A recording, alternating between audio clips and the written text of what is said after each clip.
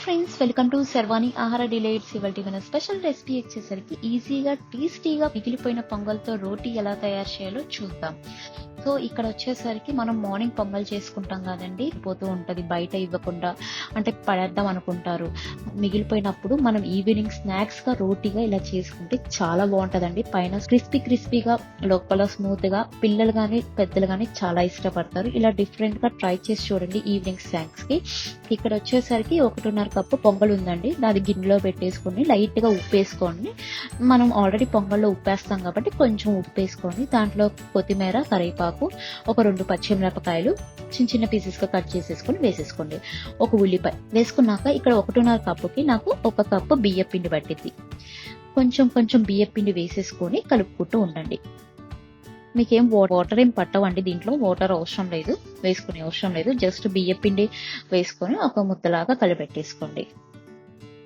చూడండి, అలా కలిపెట్టేసుకున్నాక తర్వాత వచ్చేసరికి మనము ఒక క్లాత్ తడి చేసేసుకొని పెట్టేసుకొని, క్లాత్ గానీ బటర్ పేపర్ ఉంటుంది కదా, ఆ బటర్ పేపర్ మీద అయినా చేసేసుకోవచ్చు.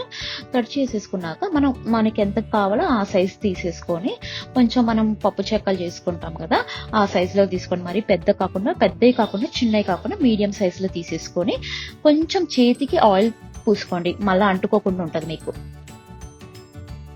ఒక క్లాత్ మీద ఒక 3 అలా చేసేసుకోండి, చక్కలుగా చేసేసుకోండి. తర్వాత పెనం పెట్టేసుకొని లైట్ గా పెనం మీద ఆయిల్ వేసేసుకొని అవి రోటీ వేసేసుకోండి. ఒకటో రెండో వేసేసుకోండి. ఇది వచ్చేసరికి మనము ఆయిల్లో అయినా డీప్ ఫ్రై చేసేసుకోవచ్చు అండి. ఆయిల్ లైక్ చేయరు కదా చాలా మంది. సో మనం పెనం మీద లైట్ గా ఒక టేబుల్ స్పూన్ వేసేసుకొని అటు ఇటు కాల్చుకుంటే 5 to 10 minutes పట్టిద్దండి. కాల్చినాకే తిప్పండి, లేకపోతే మధ్యలోకి ఇరిగిపోయింది. సూపర్ ఉంటదండి. ఇది సాంబార్తో గానీ పచ్చడితో గానీ నంచుకుంటే చాలా బాగుంటది.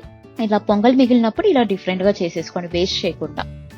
సో మన పొంగల్ రోటీ రెడీ అండి. ఈ వీడియో మీకు నచ్చినట్టయితే లైక్ చేయండి, షేర్ చేయండి మరియు సబ్స్క్రైబ్ చేయండి. Thank you.